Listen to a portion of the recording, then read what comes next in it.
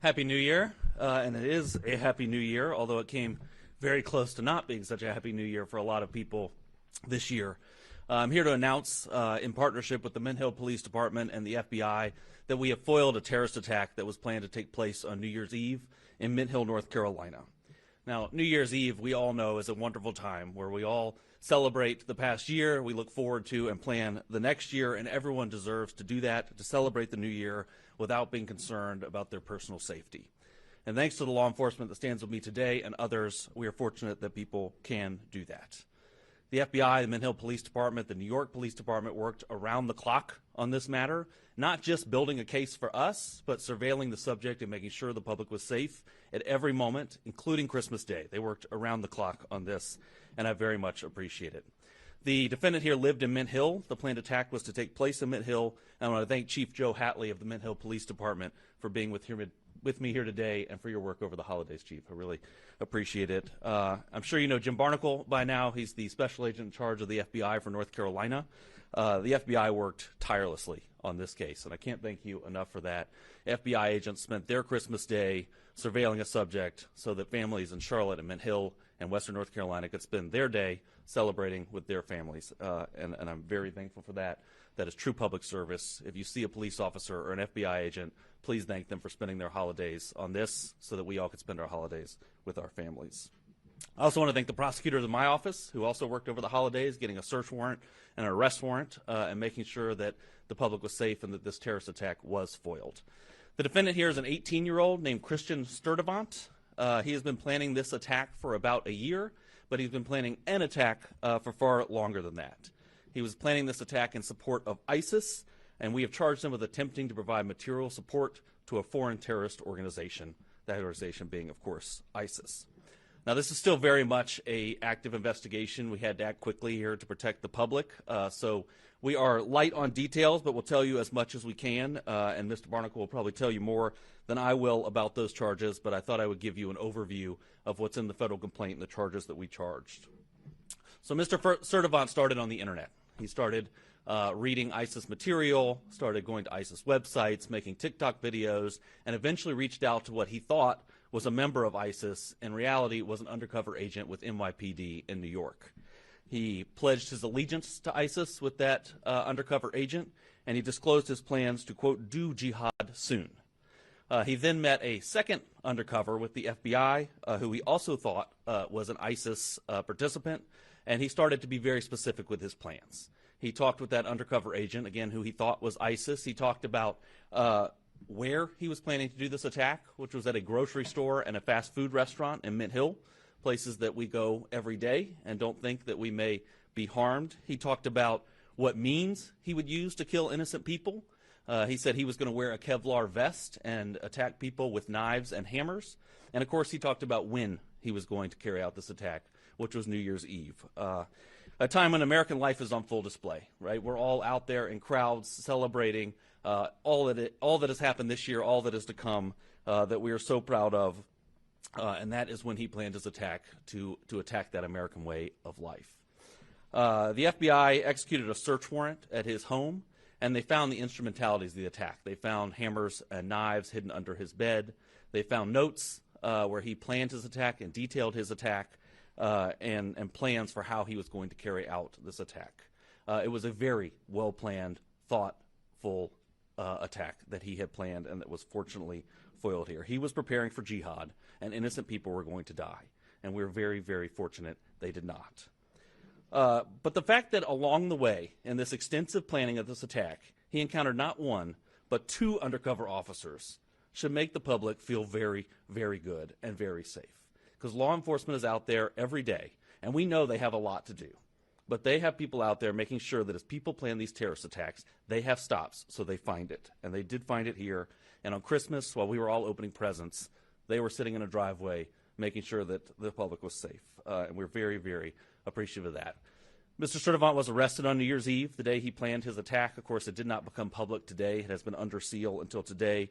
He made his initial appearance in federal court this morning, about an hour ago, and this case is now moving through the judicial process. So he will have a preliminary hearing after that and a detention hearing, and of course we will seek that he remain detained, but that's up to a federal judge on that issue.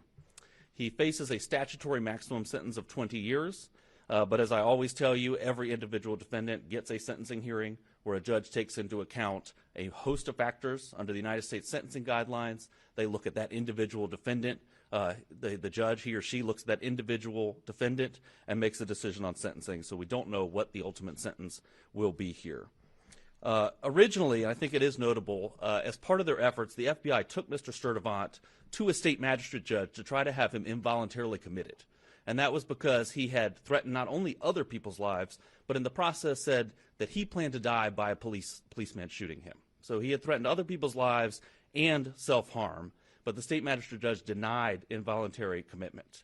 Fortunately, the FBI did not give up then and continued to build a federal case and get the evidence they needed to charge him and detain him and keep everyone safe on New Year's Eve. And I'm very, very thankful for that because countless lives were saved here. On New Year's Eve, everyone is at the grocery store.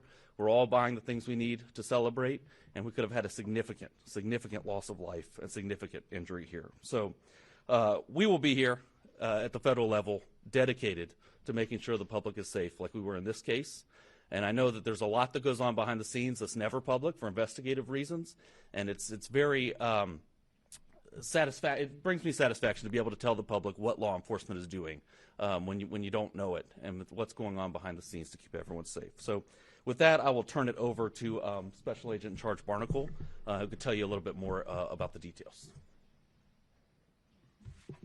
Thank you, Mr. Ferguson, and thank you, Chief Hatley from the Mint Hill Police Department for your partnership in this investigation. My name is James Barnacle. I am the Special Agent in charge of the FBI here in North Carolina. Christian Sturtevant pledged his loyalty to ISIS and committed himself to killing Americans on New Year's Eve. This investigation unfolded quickly. From the moment the FBI was notified of a potential threat of a terrorist-inspired attack in North Carolina, we went all hands on deck. We assessed the credibility of the threat. The investigation lasted about 2 weeks, included numerous investigative techniques, partnerships with law enforcement agencies, and cooperation from the American public.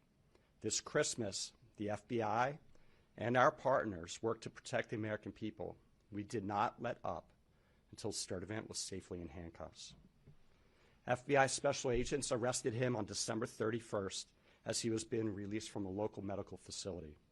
On Monday night, as Russ just said, the FBI's evidence response team conducted a search, an authorized search, at his home and on his cellular phone. What we found was a manifesto, which the federal complaint alleges contained detailed plans to execute a massacre on New Year's Eve as people shop, for the holidays. Without the swift action of the FBI Joint Terrorism Task Force, New York City Police Department, the Mint Hill Police Department, and our partners at the United States Attorney's Office for the Western District of North Carolina, we could be announcing a national tragedy.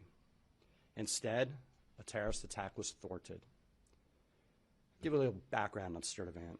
He's a U.S. citizen. He turned 18 in December of 2025. The JTTF collected evidence showing he turned his back on his country and his fellow citizens by pledging allegiance to ISIS with the intent of becoming a martyr. We allege Sturtevant was willing to sacrifice himself by committing a terrorist attack using knives and a hammer to support the murder, torture, and extreme violence that ISIS represents. We didn't just learn about him a few weeks ago. Sturtevant first came to the FBI's radar in January of 2022 when he was still a juvenile. He was in contact via social media with an unidentified ISIS member overseas. Sturtevant received direction from this unidentified ISIS member to dress in all black, knock on people's doors, and attack them with a hammer. In fact, Sturtevant did dress in all black. He left his house with a hammer, and fortunately, his family stepped in. Sturtevant, no charges were filed at that time. He was referred for psychological care, and he underwent psychological care, of which I don't know the details. The FBI was told he no longer had access to social media. On December 18th, a week prior to Christmas, the Charlotte field office learned it wasn't true, that he was now back on social media.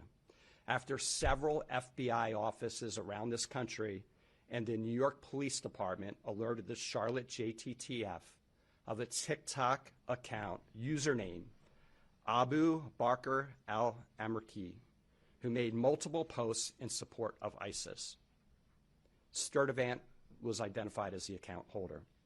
And with federal search warrants, the FBI obtained his previous posts to assess the extent of threats to the homeland. But according to the complaint, on or about December 12th, Sturdivant began communicating with an individual on multiple social media platforms. Unbeknownst to Sturdivant, he was talking to a government online covert employee. Within just a few days, Sturdivant direct messaged the online covert employee with a picture of 2 hammers and a knife. The message was significant since in recent years, an ISIS propaganda magazine promoted the use of knives to conduct terrorist attacks in Western countries. The same ISIS magazine which suggested using vehicles to ram crowds, like the terrorist attack last year on New Year's Day on Bourbon Street. The conversations between the undercover employee and Sturdivant escalated further. Sturdivant allegedly sent a voice recording pledging Bayat, a loyalty oath to ISIS. And on December 20th, the direct messaging allegedly showed Sturdivant asking for help getting firearms, specifically weapons, guns, to carry out the terrorist attack at a food market here in Charlotte area. Thankfully, that did not occur. This investigation was conducted by several FBI field offices, the FBI Joint Terrorism Task Force, which includes the following members: the Charlotte Mecklenburg Police Department, the Matthews Police Department, the Monroe Police Department, the Bureau of Alcohol, Tobacco, Firearms, and Explosives, the United States Customs and Border Protection, the Federal Air Marshal Service, Homeland Security Investigations, Internal Revenue Service, IRS-CI, the United States Postal Inspection Service, U.S. Citizenship and Immigration Services. Also, the NYPD, the FBI New York JTTF, the FBI Columbia Division, and the Mint Hill Police Department were instrumental in thwarting this attack. And of course, alongside our partners at the U.S. Attorney's Office in the Western District of North Carolina, and the Department of Justice.